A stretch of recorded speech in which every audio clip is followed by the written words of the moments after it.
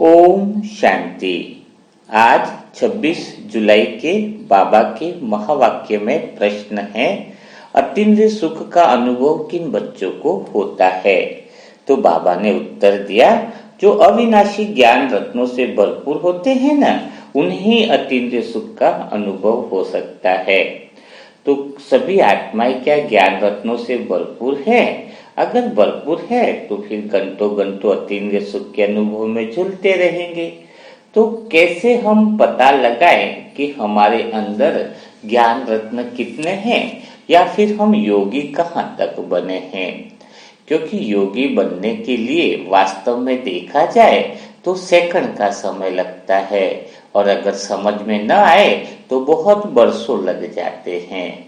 लेकिन कोई चीज अगर 20 चक्कर में प्राप्त हो रही है और वही चीज अगर कोई एक चक्कर में प्राप्त कर लेता है तो उसको 20 चक्कर लगाने की जरूरत ही नहीं है ना। तो योग का अर्थ यही है कि कई सारी आत्माएं कई सालों से योग कर रही है, और कई सारी आत्माएं कुछ ही समय में योग में वह स्थिति को प्राप्त कर लेती है जिसको अतीन्द्रिय सुख की स्थिति कहते हैं। तो जैसे महात्मा बुद्ध हो गए या महावीर जैन, उन्होंने बहुत सारी तपस्या करी, 10 साल की, किसी ने 20 साल की, और 20 साल की तपस्या करके कुछ प्राप्त किया, आत्मज्ञान थोड़ा सा प्राप्त किया। और कोई 1 साल में ही प्राप्त कर ले तो बात तो बराबर है ना, प्राप्ति तो वही है। उनको 10 साल लगे, 20 साल लगे, और कोई 1 साल में प्राप्त कर ले, है ना। तो यह बात समझने की है, जो पहले प्राप्त कर लेता है वह सदा उत्सव में रहता है। जैसे ब्रह्मा बाबा ने अगर देखा जाए तो पहले दिन से ही वह प्राप्ति कर ली थी, एक ही दिन में उन्होंने वह अतीन्द्रिय सुख की प्राप्ति कर ली थी, यानी मैंपन को खत्म कर दिया था। अतीन्द्रिय सुख की प्राप्ति के लिए जो दौड़ लगानी है या जो रूहानी यात्रा करनी है, तो वास्तव में वह रूहानी यात्रा करनी ही नहीं होती है। यात्रा कब करनी होती है? जब हमें किसी और चीज के पास पहुंचना हो या किसी और जगह पर पहुंचना हो तो हमें यात्रा करनी पड़ती है। यहाँ पर तो यात्रा, अगर हम आत्मा खुद है तो खुद तक पहुंचने के लिए भला किस बात की यात्रा करनी पड़ेगी? खुद तक पहुंचने के लिए तो और शांत रहना पड़ेगा, स्थिर होना पड़ेगा, और स्वयं की स्वयं तक ही पहुंच जो है वह हो जाएगी, है ना। कितनी प्यारी बात है, कितनी अच्छी बात है। लेकिन इस अतीन्द्रिय सुख में जो सबसे बड़ी बात है, जो सबसे बड़ी चीज है, जो रोड़ा लगाती है या डिस्टर्ब करती है, वह कौन सी है? जिसको ब्रह्मा बाबा ने पहले दिन से ही खत्म कर दिया, तो वो सदा उमंग उत्साह में रहे। कृष्ण को इसीलिए तो कभी एक जगह बैठकर तपस्या में नहीं दिखाते हैं। शिव के भक्त होंगे वो शिव की तपस्या करेंगे, लेकिन कृष्ण के जो भक्त होंगे वो डांस करेंगे, रास रचाएंगे, खेलेंगे, कूदेंगे। तो उनको स्थायी ऐसा बताया नहीं है कभी। इसका कारण ही क्या है? क्योंकि ब्रह्मा बाबा ने पहले दिन से ही वह जीवन में वह प्राप्त कर लिया जो लोग बहुत तपस्या करने के बाद प्राप्त करते हैं। तो कौन सी चीज ऐसी प्राप्त कर ली? तो एक ही चीज है जो खास बहुत बड़ी महत्वपूर्ण चीज होती है, वह है मैंपन। ये मैंपन जो होता है ना, वही आत्मा की अतीन्द्रिय सुख में रुकावट पैदा करता है। तो मैं को खत्म करना बहुत ज्यादा जरूरी है। मैं खत्म हुआ तो मेरा ऑटोमेटिक खत्म हो जाता है। तो मैं का मेरा कौन है? मैं का मेरा है ये विषय कि मेरा मकान है, मेरा परिवार है, मेरा संसार है ना। ये सारे विषय किसके संदर्भ में है? मैं के संदर्भ में है। तो मैं को खत्म कैसे किया जाए? जो मैं है उसको खत्म करने के लिए बहुत आसान विधि है, ऐसा कोई बहुत बड़ी बात नहीं है। अब कोई आत्मा मैं को खत्म करने में 20 साल लगा रही है, कोई एक ही दिन लगा रही है, तो उसके ऊपर डिपेंड करता है कि वो मैं को कितना जल्दी खत्म करती है। किसी का तो शरीर छूट जाता है तो भी मैं और मेरा खत्म नहीं होता है। तो हमें मैं और मेरा खत्म होने के लिए क्या करना होगा? तो जैसे हमने बता रखा है कि अपन ये मानते हैं कि जैसे अपना कोई भी नाम हो सकता है। जैसे अगर मेरा नाम अनिल होगा तो मैं क्या बोलूँगा, यह मेरी बीवी है या मेरे बच्चे हैं या मेरा ये है। लेकिन वह क्यों खत्म नहीं होता है कि भाई मेरी बीवी मेरे बच्चे, तो बच्चे का मुझे ख्याल रखना है, बच्चे को सुख पहुंचे या दुख पहुंचे तो मेरे को तुरंत अटेंशन हो जाएगा उसके ऊपर, है ना। तो सबसे बड़ी एक गलतफहमी जो हमने पाल रखी है कि जो मैं और मेरा है, वास्तव में घर में बीवी है या बच्चे हैं या भाई है या माँ और बाप है, उसको आप नहीं खिला रहे हो। आपके अंदर एक भावना पैदा होती है कि मैं इनके लिए सब कुछ कर रहा हूँ, अगर मैं इनके लिए कुछ ना करूँ तो ये भूखे मर जाए, है ना। तो सभी चीजों के अंदर आपका मैंपन इसीलिए है क्योंकि आप एक गलत फहमी में हो कि मैं कर रहा हूं, जबकि आप नहीं कर रहे हो। आज की तारीख में इसी पल अगर आपका शरीर छूट जाए तो भी उन लोगों को जो खाना खाना है, अगर 56 तरह के भोग इनके कर्मों में लिखे हैं तो वो ऑटोमेटिक प्रकृति या कुदरत उनकी व्यवस्था कर देगी। और अभी भी वो जो खा रहे हैं वो अपने कर्मों के भाग्य का खा रहे हैं, आपके द्वारा नहीं खा रहे हैं, अपने भाग्य का ही वो खा रहे हैं। लेकिन आप एक गलतफहमी में हो कि मैं कर रहा हूं। एक छोटी सी कहानी से इसको और समझेंगे कि एक व्यक्ति बहुत अच्छे से काम करता था, वो अपने परिवार को पालन पोषण करता था और बार बार उनको बीवी और बच्चों को कहता था, अगर मैं नहीं हूं ना तुम्हारी जिंदगी है ना कचरे जैसी हो जाएगी, अगर मैं नहीं हूं तो तुम्हारी जिंदगी कचरे जैसे हो जाएगी। बार बार वही बात उनको दोहराता रहता था, बीवी और बच्चों को। तो एक साधु महात्मा मिले, तो साधु महात्मा ने कहा कि तुम नहीं कर रहे हो, वो अपने भाग्य का खा रहे हैं, अपने भाग्य की वजह से ही खा रहे हैं। तो वो बोले भाग्य की वजह से कहाँ से खा रहे हैं, मैं मेहनत कर रहा हूं, मैं कमाई करके लाता हूं तभी तो वो लोग खा रहे हैं, वरना तो उनको खाना ही नहीं मिले, है ना। और ये जो सुख सुविधा है वो भी मेरी वजह से है। तो साधु ने फिर कहा कि नहीं, तुम्हारी वजह से नहीं खा रहे हैं, वो अपने भाग्य की वजह से खा रहे हैं। तो उसको थोड़ा सा गुस्सा हुआ, चलो ठीक है एक बात करते हैं, पास में जंगल है, वो अंदर बोले मैं चला जाता हूँ और मैं 1 साल बाद 1.5 साल बाद देखता हूँ कि इनकी हालत क्या होती है, अगर मैं नहीं रहता हूँ तो क्या हालत होती है। और वो पास के जंगल में बिल्कुल चला गया।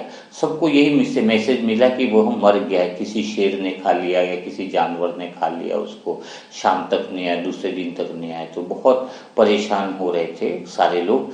लेकिन 1.5 साल हो गया, 1.5 साल 2 साल हो गए। 2 साल के बाद वो वापिस लौटा और अपने घर को देखा तो घर और डबल मंजिल का बन गया था और जो बीवी और बच्चे थे वो और एकदम ज्वेलरी पहनी हुई और बहुत अच्छे से खुशी से रह रहे थे। तो यह देखकर उसको बहुत बड़ा आश्चर्य हुआ। जब उसकी बीवी और बच्चे ने उसको देखा, पति को, तो वो भी बहुत आश्चर्य में हो गए। जब उससे पूछा गया कि सब कहाँ से आया तो बीवी ने कहा मैंने महिला उद्योग में थोड़ा सा काम किया, क्योंकि कुछ काम का तो था ही नहीं था, और वहां पर मालिक इतना मेहरबान हुआ मेरे काम से कि मेरा प्रमोशन ही कर दिया और मेरे विश्वास और ईमानदारी से मुझे आगे बढ़ा दिया, फिर इतना सारा ये सारा सब कुछ हो गया। तब उसको समझ में आया कि वास्तव में मैं इनको नहीं खिला रहा था, वह अपने कर्म और भाग्य का ही खा रहे थे। वो साधु से मिला, उसने माफी मांगी और बहुत कुछ किया, है ना। तो मैं आपको क्या समझा रहा हूँ, ये मैं क्यों खत्म नहीं होता है, क्योंकि हम बहुत बड़ी गलतफहमी में होती है कि अगर मैंने बच्चों के लिए 8-10 लाख रुपया इकट्ठा कर लिया तो लगता है कि मैंने किया, अगर मैं नहीं होता तो वो बच्चे सड़क पर आ जाते, मेरी बीवी और बच्चे सड़क पर आ जाएंगे, अगर मैं नहीं हूँगा तो माँ बाप का ख्याल कौन रखेगा। कुछ भी नहीं, ये कुदरत है ना, जिसने जो कर्म और भाग्य किए हैं ना वह उसके अनुसार करवा ही देती है। आपके पापा नहीं रहे तो भी घर चल रहा है, आपके दादाजी चले गए तो भी घर चल रहा है, आपके दादा के दादा चले गए तो भी चल रहा है घर। सबकी फोटो देखो, वो नहीं है तो भी सब कुछ चलता है, तो अपन नहीं है तो भी चल रहा है। इसका अर्थ एक ही है कि वह सभी आत्माएं अपने कर्म और भाग्य का हिसाब लेकर के आई हैं और वही कर्म और भाग्य का वो खा रही हैं। तो यह मैंपन ऑटोमेटिक खत्म हो जाएगा जब मैं कर्ता का भाव आ जाता है कि मैं करता हूँ। वो ये जो मैं करता हूँ का भाव आता है ना, वो अतीन्द्रिय सुख का अनुभव नहीं कर सकता है ना। ये मैं कौन है, झूठा मैं है जो वास्तव में है ही नहीं। आपने मैं को कभी देखा, अहंकार को कभी देखा? मैं नहीं दिखता, लेकिन मैं के साथ जुड़े हुए जो मेरा है वह जरूर दिखता है। तो मेरे को हटा दो तो मैं हट जाएगा। जैसे मेरी कार है, मेरी बीवी है, मेरे बच्चे हैं, मेरा संसार है, तो मैं तो दिखता नहीं है कहीं भी, पर मेरा तो दिखता है ना। बिल्डिंग तो तुम्हें दिख रही है मेरा, मेरी ज्वेलरी है तो ज्वेलरी दिख रही है, मेरा स्कूटर है, तो उस मेरे को हटा दो तो मैं ऑटोमेटिक गायब हो जाता है कि मेरा कुछ भी नहीं है। अभी से एक संकल्प चले कि ब्रह्मा बाबा में क्या संकल्प चला, पहले दिन में ही वह मैं खत्म हो गया, मेरा कुछ नहीं, सब बाबा का। तो जितनी भी आत्माएं समर्पित हुई ट्रस्ट के अंदर, उनको खाने पीने की व्यवस्था की दिक्कत आई है ना, खाना नहीं मिला, कपड़े पहनने की बहुत बहुत ज्यादा तकलीफ आई, लेकिन बाबा ने टेंशन क्यों नहीं ली? क्योंकि बाबा का मैं और मेरा था ही नहीं। बाबा ने एक ही सोचा, शिव बाबा का यज्ञ है, बाबा के बच्चे हैं, जो भी होगा, जो भी नैया हिलेगी डुलेगी कैसी भी होगी, लेकिन सब कुछ बाबा का है ना। तो हिली डुली सही, लेकिन डूबी तो नहीं ना। लास्ट मोमेंट पर भी व्यवस्था हो गई ना। तो क्यों? क्योंकि बाबा पहले दिन से मजे में रहे। क्यों मजे में रहे? क्योंकि उन्होंने मैं को खत्म कर दिया। मैं को, तो अभी आपके अंदर एक भाव होना चाहिए, दिन भर में यह बात जरूर होनी चाहिए कि मैं कुछ हूं ही नहीं, न मेरा कुछ है। ये बीवी बच्चे सब बाबा के बच्चे हैं, और ड्रामा अनुसार अगर बाबा से जुड़े हुए रखोगे तो उनकी और अच्छी गति होने वाली है, उनके जीवन में और बहुत अच्छे बदलाव आने वाले हैं। क्योंकि बाबा का अपन मान के चल रहे हैं कि मैं तो हुई नहीं इस दुनिया में, मैं तो मर गया समझो, है ना, मैं को मार दिया है ना, तो मेरा भी खत्म हो गया कि मेरा कुछ है ही नहीं संसार में, न मैं हूं न मेरा। जब मेरा कुछ नहीं है तो मैं तो स्वतः ही खत्म हो जाएगा, है ना। मेरा कुछ नहीं है, मेरी बीवी नहीं, मेरे बच्चे नहीं, मेरा भाई नहीं, मेरा संसार में गाड़ी नहीं, मेरी बिल्डिंग नहीं, है ना। जितने भी लेवल है मेरे के उसको जीरो कर दो, सब कुछ बाबा का है ना। हर एक साधन, हर एक चीजें जो हैं वो बाबा की हैं, और ड्रामानुसार जो होना है वो सभी के कर्म और भाग्य के अनुसार खेल चल रहा है, और जो होना है वो होके ही रहेगा, है ना। और बाबा को साथ में रख दिया तो और उनका जीवन शुद्ध मनोकामनाओं से पूरा हो जाएगा। तो जितना आपके अंदर ये मैंपन खत्म होता है, उतना हम आत्मा के निकट यानी भगवान के निकट की यात्रा करते हैं, है ना। भगवान के नजदीक जाते हैं, मतलब कह सकते हैं कि भगवान के पास हम पहुंच गए हैं, है ना। फिर हर काम हमारा उत्सव की तरह होता है। कैसे उत्सव की तरह होता है? एक तो इंसान, जैसे मंदिर है, मंदिर दो इंसान देखे तो दोनों पत्थर तोड़ रहे हैं, तो एक इंसान पत्थर तोड़ रहा है वो गाने गा करके पत्थर तोड़ रहा है, और एक इंसान पत्थर ऐसे ही तोड़ रहा है।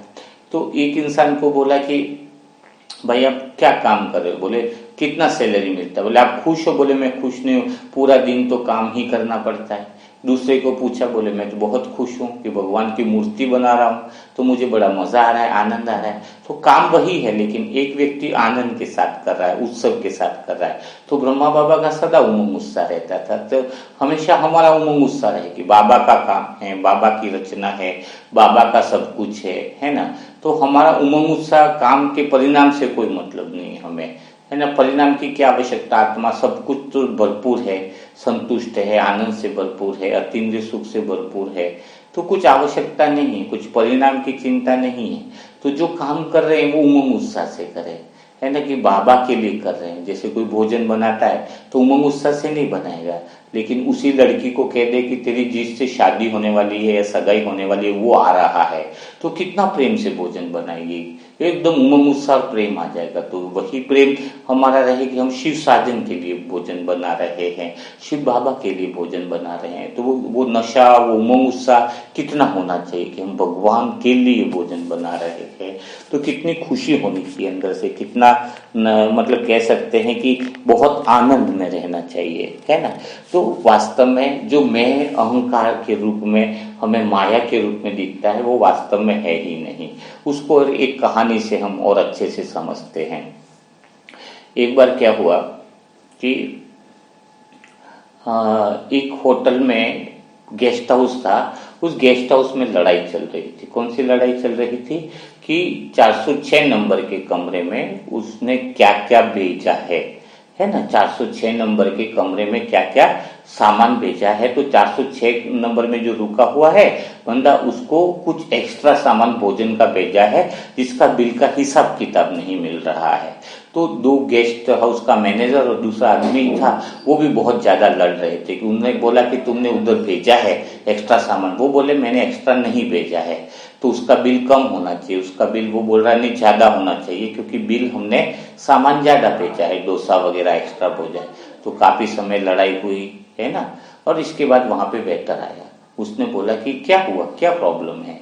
बोले 406 कमरे का नंबर है, वहां की लड़ाई चल रही है और यहाँ पर ऐसा हो रहा है कि वहां पर कुछ एक्स्ट्रा सामान भेजा। तो वो हंसने लगा, वो बोले 406 नंबर का कमरा ही नहीं है इधर, तो आप लड़ाई झगड़ा किस बात का कर रहे हो गेस्ट हाउस में। बोले कंप्यूटर में देखा, सारा देखा, बोले 406 नंबर का तो कमरा ही नहीं है, तो लड़ाई किस बात की है ना। वो बहुत एकदम हलचल में आ गया वो मैनेजर जो था। और फिर उसने कहा मैनेजर को कि एक दूसरी राज की बात बताऊं। बोले क्या राज की बात बताए। तो बोले आप और हम जहां पर बैठे हैं तो ये गेस्ट हाउस जिसको तुम गेस्ट हाउस समझ रहे हो वो गेस्ट हाउस भी नहीं है ये। वो देख करके और हलचल में आ गया, बोले गेस्ट हाउस भी नहीं है इधर।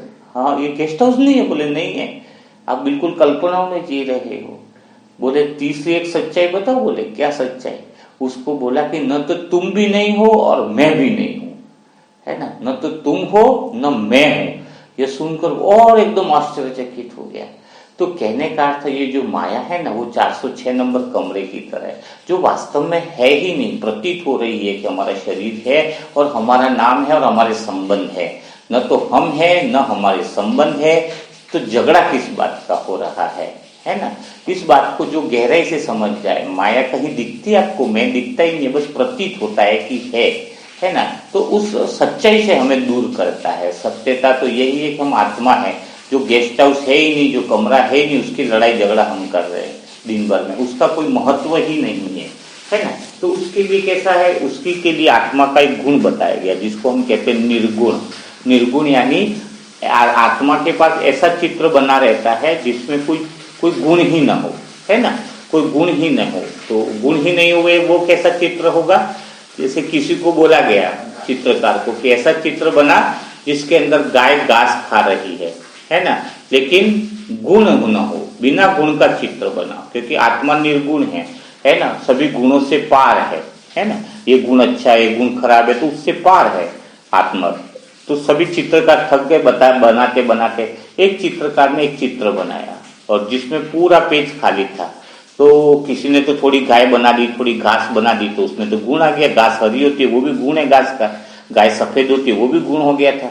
तो गाय, तो उसने प्लेन कागज लाके बोले ये मेरा चित्र है। तो उसको राजा ने पूछा कि इसमें गाय कहाँ है। बोले गाय तो घास चर के चली गई। बोले फिर इसमें हरी घास कहाँ है। बोले गाय पूरी घास को खा ली तो घास कहाँ से बचेगी, तो घास खा के पूरी घास भी खत्म हो गई, तो न गाय बची न घास बची। तो इसको कहेंगे निर्गुण। यानी आपको किसी ने बुरा शब्द बोला तो उसका चित्र बनाओ, तो बुरा शब्द बोलने वाला क्या भी है, नहीं है। जिसको बोला था वो भी उस समय था, अभी तो नहीं है ना वो वहां पर, है ना। तो वो घटना जो पास्ट की हो जाती है ना, उसको हम निर्गुण में बदले। आत्मा निर्गुण रूप में देखती है। किसी ने हमारी तारीफ करी तो न तो तारीफ करने वाला भी है न सुनने वाला है। लॉटरी 20 लाख की लगी तो न तो अभी लॉटरी बची न 20 लाख न लेने वाला भी है।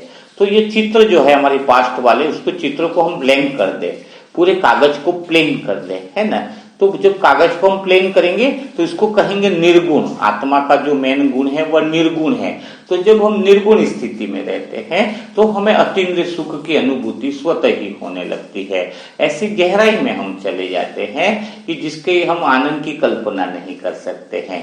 अभी मेरे पास के कोई चित्र है ही नहीं, न निर्गुण है, न तो कोई कहने वाला है अभी, न सुनने वाला है, तो भला मैं उस चित्र में क्यों जाऊं, उसमें उलझू, क्योंकि उसने मुझे 100 गाली दी थी। न तो गाली देने वाला है, न वो परिस्थिति है, न वो बिल्डिंग अभी है, न सुनने वाला भी है। तो जब कोई है ही नहीं तो उस चित्र को मैं क्यों पकड़ के चलूं। उस चित्र को पकड़ना वो मन का गुण है ना। मन क्या है, ये इसमें अच्छा गुण है, इसमें बुरा है, इसमें अच्छा, इस घटना में अच्छा हुआ, इस घटना में बुरा हुआ। आत्मा तो अच्छे बुरे से पार है ना, निर्गुण अवस्था में। तो वो तो सिर्फ ब्लैंक पेपर देखती है कि वर्तमान में क्या चल रहा है। न तो गाली देने वाला बचा न सुनने वाला बच्चा, तो उसको सोचने का कोई मतलब ही नहीं है, वो सीन तो खत्म ही हो गया ना, है ना। तो वो सीन तो खत्म हो गया, उसके बारे में नहीं है। अभी प्रेजेंट का आनंद लो, वर्तमान में रहो, निर्गुण में रहो कि उस घटना में से न तो अच्छी बात थी न उस घटना में कोई बुरी बात थी। कोई तारीफ करे तो आप अच्छी बात करके पकड़ के चलोगे तो भी मन वो बात को पकड़ लेता है। तो आपको निर्गुण अवस्था की प्रैक्टिस करनी चाहिए। वो आपके मन की मैं जैसे गायब हो जाएगा, तो उससे होगी। आज से यही दोनों प्रैक्टिस करो। एक तो मन की मैं को गायब करो जो है ही नहीं। एक्चुअल में गायब क्या करना, वो है ही नहीं, तुम आत्मा ही हो। तुम पैदा हुए तो शरीर का नाम रखा कि तुम लड़का हो या लड़की हो, या फिर तुम्हारा फलाना नाम है या ये है ना। तो हमें जिस कर्म में मुक्ति मिले, है ना, जो कर्म हमें मुक्ति और जीवन मुक्ति की तरफ लेकर के जाए, वही सच्चा कर्म है। तो हमें उसी कर्म में अटेंशन देना है, उसी कर्म में हमें मैं को खत्म करना है कि न तो मैं हूं, न मेरी रिश्तेदार है, न मैं कुछ करता ही नहीं हूं। फैमिली में एक ही बात रखो कि मैं कुछ करता ही नहीं हूं। मैं नहीं होऊंगा तो भी ये घर चलेगा, मैं नहीं हूंगा तो भी सब कुछ होगा। शायद मैं नहीं हूंगा तो हो सकता है अभी जो चल रहा है इससे और ज्यादा अच्छा चले, ये भी हो सकता है ना। मैं नहीं हूंगा तो और ज्यादा अच्छा चले, ये भी हो सकता है। यह सब इनके मेरे साथ में रहने वाले लोगों को, आत्माओं के भाग्य का और कर्मों के ऊपर डिपेंड करता है। उनके कर्म होंगे वो ऑटोमेटिक उनको मिल जाएगा, तो मिलेगा तो तुम नहीं दो रहने वाले हो। तुम चाह करके भी उनको नहीं दे सकते अगर उनके भाग्य में नहीं है। तो जैसी कर्म के अनुसार, ड्रामानुसार रील चल रही है, उसमें चल रही है। आप कर्ता भाव जब ले आते हो कि मैं करता हूं, तो वो निष्काम कर्म नहीं हुआ। निष्काम कर्म का अर्थ है कि ड्रामानुसार आप कर्म कर रहे हो, परिणाम की आपको फिक्र नहीं है।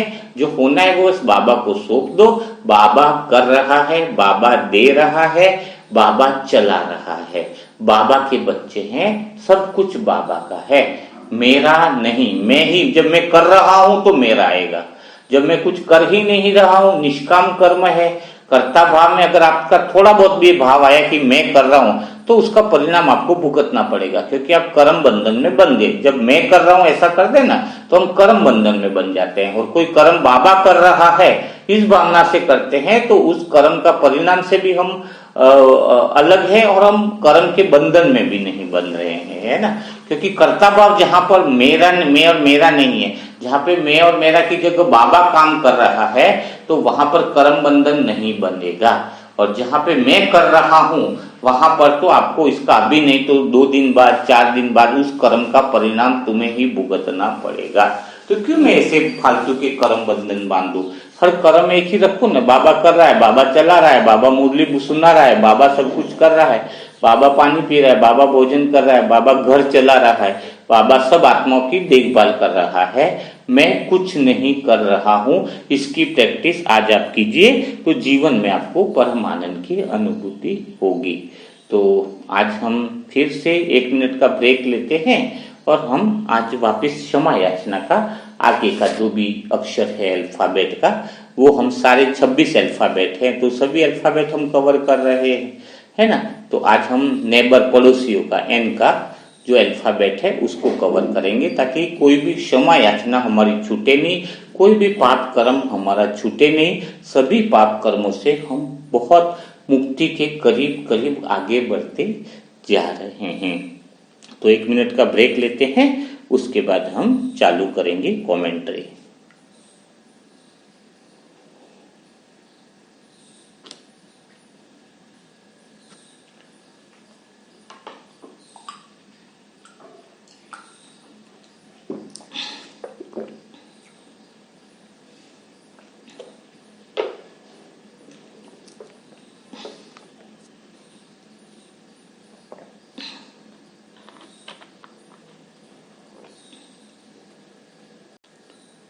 आप सभी आत्माएं तैयार होंगे आज की क्षमा याचना के लिए।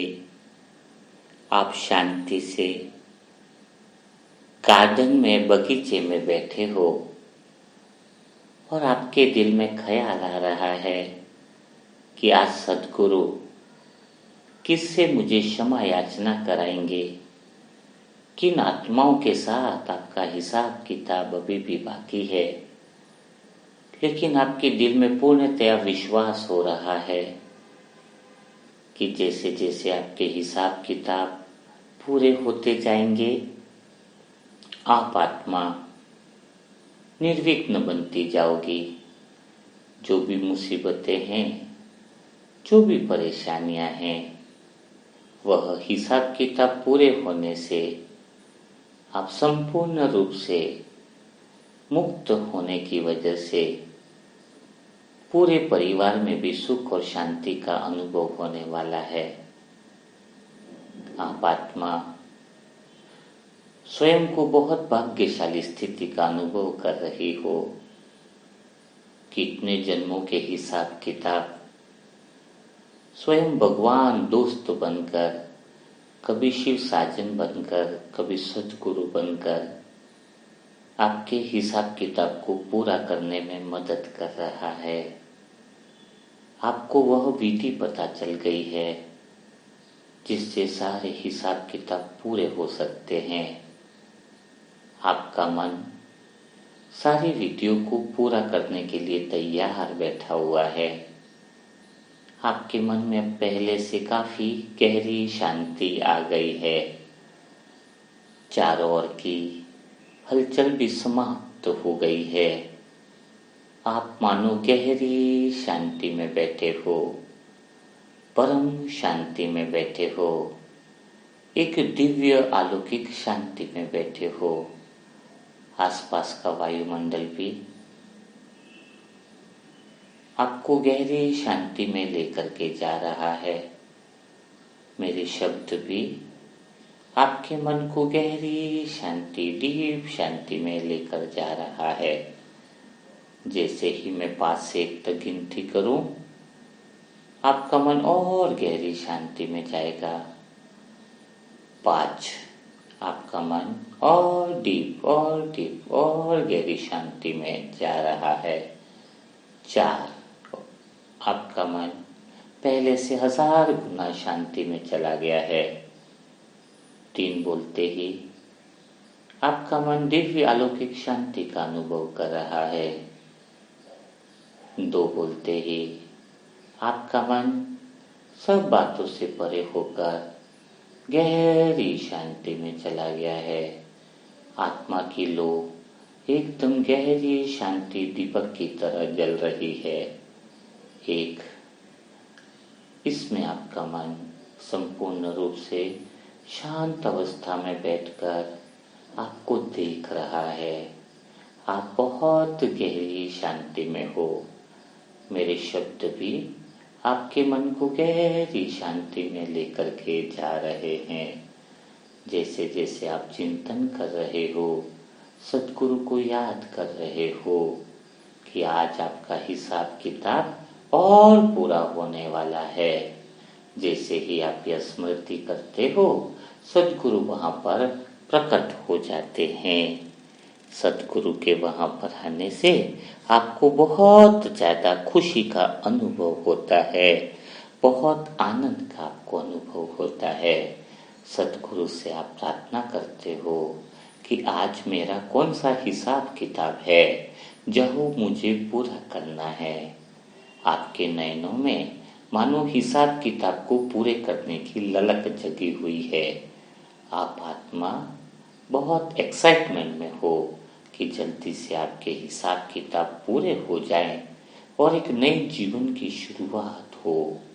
आप हिसाब किताब पूरे करने के लिए बहुत ज्यादा तत्पर हो रहे हो।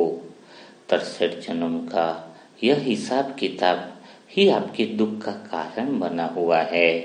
अब सद्गुरु जैसे आपके पास पहुंचते हैं तो उनके हाथ में मानो एक चित्रगुप्त की एक डायरी भी पड़ी हुई है और वह आपसे कहते हैं कि अभी भी आपके हिसाब किताब कई सारी आत्माओं से बाकी हैं जिनको दिल से तुम्हें पूरा करना होगा। यह बात सुनकर आप सद्गुरु से वादा करते हो कि मैं दिल से सारे हिसाब किताब पूरा करूंगी और अपने जीवन में एक नई शुरुआत करूंगी। जो बाबा के एक हाथ में फाइल है जिस पर चित्रगुप्त की फाइल लिखा हुआ है, बाबा उनको खोलते हैं और कहते हैं आपने 63 जन्मों के पड़ोसियों को बहुत परेशान किया है, उनको बहुत दुख दिया है। मैंने आपकी पूरी फाइल को देखा है, आपको इनसे दिल से क्षमा मांगनी होगी। सद्गुरु उन आत्माओं का दृश्य दिखाते हैं। आपको धीरे धीरे सब स्मृति आने लगती है कि जिन जिन आत्माओं के आप समीप रहे हैं, मानो उनके समीप रहने की यादें ताज़ा हो गई हैं, जिनकी दीवारें भी आपके एक साथ थी, पर छोटी छोटी बातों के कारण दिलों के बीच भी दीवारें बन गई। उनके साथ आपने हंसी भी बांटी थी, पर अनजाने में आपकी बातों ने उनको दुखी कर दिया है। आपके शब्दों ने, लोभ की भावनाओं ने, विचारों ने उनको अपमानित किया है। सोचो जरा, आपसे कितने बड़े विकर्म हो गए हैं। एक एक बात, एक एक जन्म आपको याद आ रहा है, मानो ये घटनाएं अभी घटित हो रही हों। सभी कुछ सामने स्पष्ट दिखाई दे रहा है। आपके हिसाब किताब काफी बड़े दिख रहे हैं। जो सत्य बात है, इस सत्य को आप स्वीकार कर रहे हो। धीरे धीरे इन आत्माओं के चेहरों से आपको सारी याद आने लगती है। आपकी आत्मा सबको पहचानने लगती है। आपकी आंखों से इन विकर्मों और पाप कर्मों के हिसाब किताब के कारण मानो आपकी आंखों से अश्रुधारा बहने लगती है कि आपने इतने सारे दुख उन आत्माओं को कैसे दे दिए। 63 जन्मों की आपकी इस यात्रा में यह सब आत्माएं आपकी साथी रही हैं। कभी एक साथ कुएं में पानी पिया, कभी साथ में मंदिर गए, साथ में कभी दिन बिताए, लेकिन आपके थोड़े से अहंकार ने सारी बोलचाल बंद कर दी। आपकी तुलना करने की आदत ने, आपकी नजरों ने उनको बहुत अपमानित किया। आप भी भीतर ही टूटते जा रहे थे, क्योंकि मन में गंदगी भी फैलाती थी। आपके व्यवहार ने सबके दिलों को बहुत ठेस पहुंचाई है, उनका विश्वास तोड़ा है, रिश्ता खराब किया। अब यह सब देखकर आपको बहुत दुख हो रहा है, पछतावा हो रहा है। आप बाबा से कहते हो, सच में बाबा, मुझसे बहुत बड़ी गलतियां हो गई है, मुझे ऐसा नहीं करना चाहिए था। न जाने उस समय मेरी ज्ञान, मेरी समझ कहाँ चली गई थी, जो मैंने उनका दिल दुखाया। आप सबके सामने हाथ जोड़कर दिल की गहराई से उनसे क्षमा मांगती हूँ और उनके चरणों में झुककर आप कहते हो, मैं बाबा को साक्षी मानकर अपने द्वारा किए हुए पाप कर्म के लिए आप सबसे दिल की गहराई से माफी मांगती हूँ। प्लीज मुझे माफ कर दो। अब आप आत्मा बदल चुकी हैं। यह सारी गलतियां आत्मज्ञान के अभाव में हुई हैं। आप कहते हो, मुझे माफ कर दो। शिव बाबा आपके सच्चे दिल की भावनाओं को उन सभी आत्माओं को अनुभव कराते हैं। सभी आत्माएं शिव बाबा पर भरोसा कर आपको माफ करती हैं और आपको गले से लगाती हैं। यह सब देखकर आपका मन प्रसन्न हो जाता है। आपको लगता है जैसे कि सारी खुशियां मिल गई हों। सबके दिलों में प्रेम जग जाता है। बाबा सबको कर्म बंधनों से मुक्त करते हैं, सबको प्रेम की टोली खिलाते हैं। सब प्रसन्न हो जाते हैं। सबसे माफ़ी मिलने के कारण आपका दिल भी गदगद हो जाता है। मन मानो ग्लानि और अपमान भाव से मुक्त हो जाता है। अभी आप सारी पड़ोसी आत्माओं के हिसाब किताबों से मुक्त हो गए हो, उस बंधनों से मुक्त हो गए हो जो काफी समय से आपको दुख दे रहे थे। उन आत्माओं की बद्दुआएं आपको जीवन में खुश नहीं रहने दे रही थी, जो एक के बाद एक आपके जन्म में हिसाब किताब आ रहे थे। लेकिन अब इन हिसाब किताबों को पूरा करने से आपके जीवन में एक नई मोड़ की शुरुआत हो गई है। आपने प्यार से, सच्चे दिल के पछतावे से आपने हिसाब किताब पूरे किए हैं। आप बहुत बहुत भाग्यशाली आत्मा हो। ऐसी भाग्यशाली आत्मा को देखकर शिव साजन, आपके दोस्त, आपके टीचर और शिव पिता सभी मानो प्रकट हो जाते हैं। शिव साजन सबसे पहले आपको प्यार से 100 लड्डू की गिफ्ट देते हैं। वो लड्डू की गिफ्ट देखकर आप बड़े प्रसन्न हो जाते हैं। शिव साजन के नयनों में आपके लिए गहरा प्रेम समाया हुआ है। वह आपसे कहते हैं, आज आपने बहुत बड़ा काम किया है। अपनी पड़ोसी आत्माओं को बिना अहंकार से चरणों में झुककर आपने जो क्षमा मांगी है वह वास्तव में बहुत बड़ी है। अभी आपके अंदर अहंकार खत्म होने से यह 100 लड्डू की गिफ्ट मैं आपको देता हूँ। यह प्रेम के लड्डू हैं।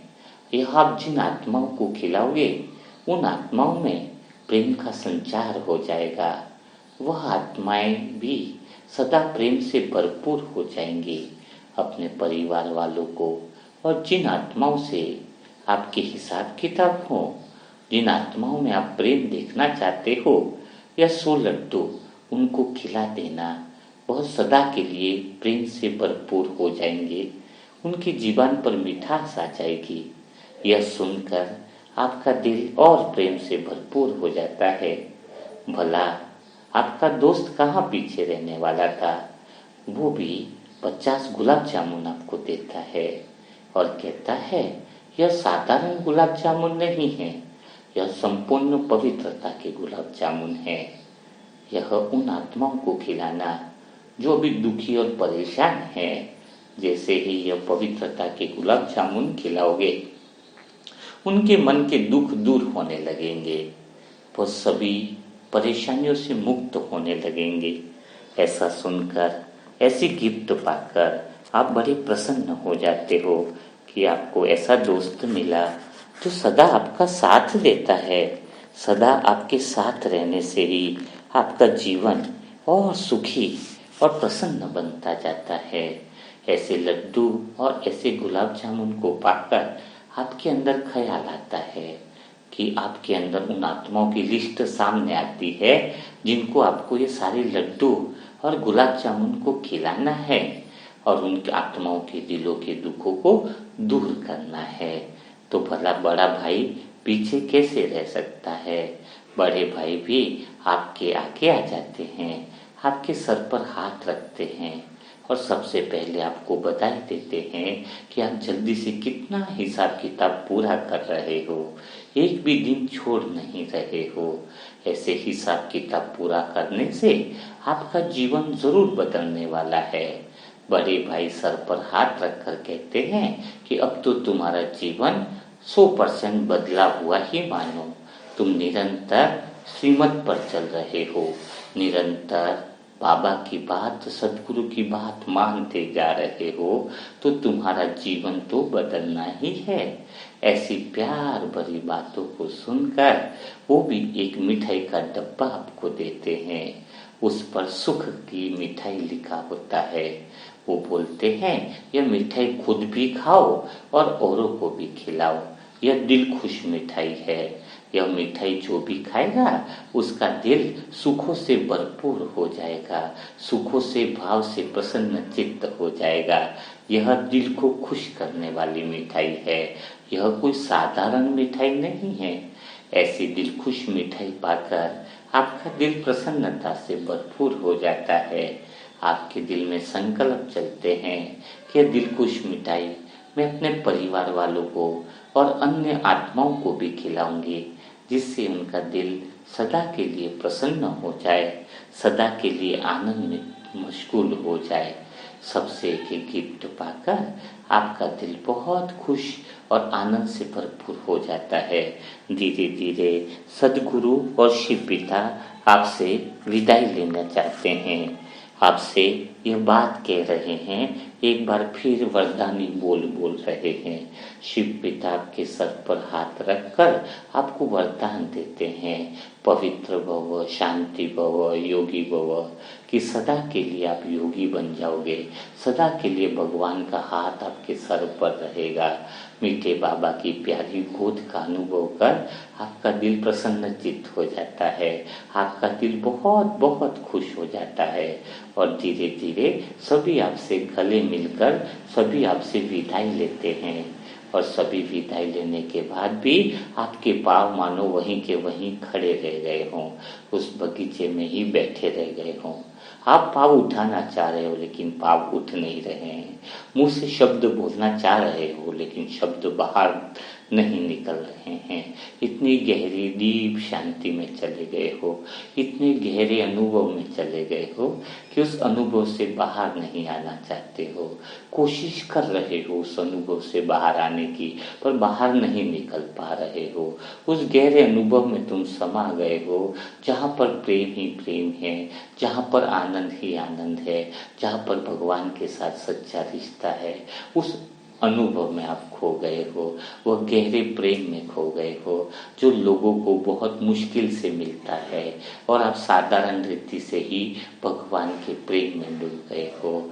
आपको अनुभव हो रहा है कि भगवान आपसे कितना प्यार करता है, भगवान आपका कितना सम्मान करता है, भगवान आपका कितना रिस्पेक्ट करता है, जो सभी आत्माओं के हिसाब किताब इतने प्यार से पूरा कराता है, क्योंकि वह भगवान आपकी भावनाओं को तुरंत दूसरी आत्माओं को एहसास करा देता है। स्वयं भगवान की ही ताकत है जो आपके हिसाब किताब को पूरा करवा सकती है।